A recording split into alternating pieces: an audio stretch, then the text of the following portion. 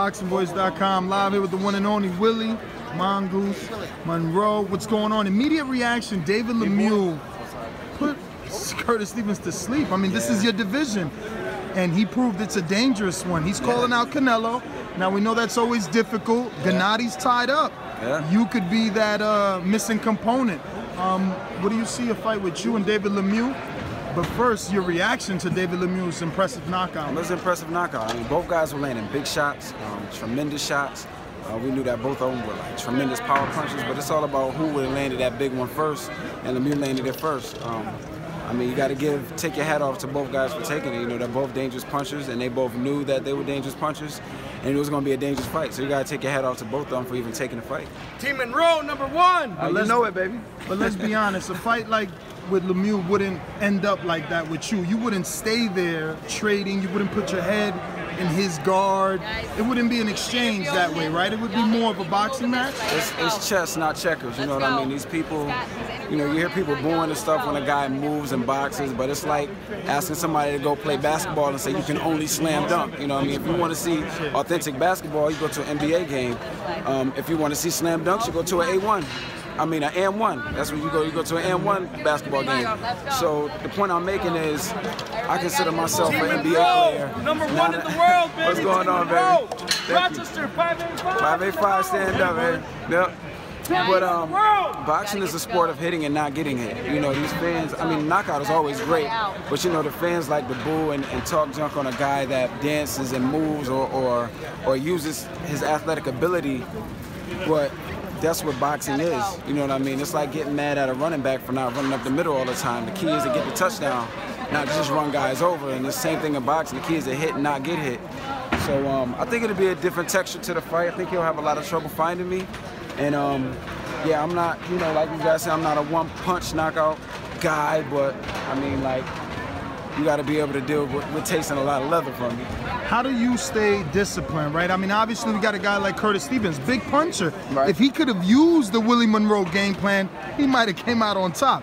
Maybe use the jab, move just a little bit more laterally. How is it that you can remain so disciplined to that game plan that many find difficult? I mean, even young Zachary Ochoa today, he is the boxer, but he got caught up into a brawling match and lost this fight. Well, I mean, it's just discipline in the way I was raised, and this is what got me here. You know, I didn't get here by knocking guys out and slaying guys. I got here by outthinking guys and outsmarting guys, and, you know, I made that mistake, you know, getting caught up in a hype when I fought Golovkin, you know what I mean? You know, it was a stupid mistake on my behalf, but I wanted to show people that I can bang, I can fight, I know I can. And then I went in there against the freaking guy that knocks out everybody, you know, 160 and north of 160. And that was just a stupid decision to go in there and try to prove my point. And this is why they say styles make fights. See, there's different styles, you know what I mean? I can name a bunch of different fighters, like Wilfred Benitez, Roy Jones, Sugar Ray Leonard, Muhammad Ali, Roberto Duran. All of these guys were great champions, Marvin Hagler, but they all had different styles. And that's what made boxing. That's what makes boxing interesting, is a different style. So I like to see, I'm pretty sure Lemieux would not have a problem fighting me, but we'll have to see. I've tried to get that fight before, but let's see if he can land those big shots on me, and let's see if I can evade him long enough and steal rounds, you know? Hypothetically, they say, look, we need to build this one up. We're going to put you Chavez-Canelo undercard with Lemieux. Is there enough time for Willie Monroe for that? Is it too big of a fight to squeeze on that undercard? Yeah, that's too big of a fight to squeeze on that undercard, and I probably should say that in the interview, because now they're probably going to try to push that, and then be like, oh, he was scared. Chavez-Canelo is a huge fight. We're talking millions of people watching you on that undercard. Yeah. Definitely propping you. If you win that fight on that undercard, you're like, you know, guaranteed a slot. I mean, absolutely, absolutely. I mean, I would want one more fight before I fought Lemieux, you know, simply just to, you know, I haven't fought since September.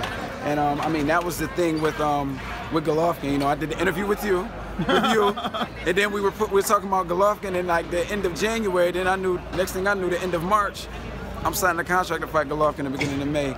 And I would want for some, I mean, you got to respect someone like Lemieux. I'm not going to sit here and say, oh, that's easy work, that's a walk, you know, that's a walk in the park. But at the end of the day, you know, my career has been a career of just being ready and staying ready at the right times. Like, you know, a nice little fun fact about Willie Monroe is I've never had more than 5 weeks 5 or 6 weeks to prepare for a fight. You know, I've just been staying ready, and then when they called me for the Rosado fight, called me on a 25-day notice. You do the math. It's 3.5 weeks. I went in for a 12-round title fight on a pay-per-view undercard, co-feature, on a 3.5-week notice. You know what I mean? They don't tell you things like this, but you know, that's just my application to the game. I stay ready. But for someone like Lemieux, who does what he did tonight, and any other top fighter, I would at least like a nice little build-up, because I think I deserved it. I think I paid my dues, and let me get a solid 8 to 10 weeks like the rest of these guys get. You know what I mean? I'm taking fights on a 4-week notice, 3.5-week notice, 5-week notice for these big fights, and I'm winning, but I'm not able to put out the way I want to put out because I don't have the time that these other guys have. So, you know, my career has been a career of just staying ready, but I mean, I'm blessed, but I hope I get it.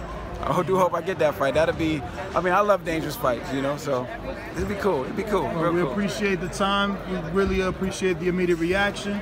Let's see if Golden Boy can make it happen. Let's get the second most feared middleweight to fight finally. Look at that, since September. I know. Makes no sense when there's so many middleweights. There's like 1,500 middleweights in the division. I've been trying. You should be having a fight. I've been trying to get them, man. But the thing with me is, man, I get those. You know, I'm gonna go ahead and get a secret away. They should just go ahead and give me 8 weeks to really get prepared for a fight, because I'm always in the gym. So they think calling me on a 3 or 4 week notice, I'm not gonna be prepared. I'm just not gonna be as prepared as well as 8 weeks, but I'm gonna be prepared. So. All right, well there you have it, El Mongoose. Thank you so much, God bro. bless you, man. Pardon the left hand, brother.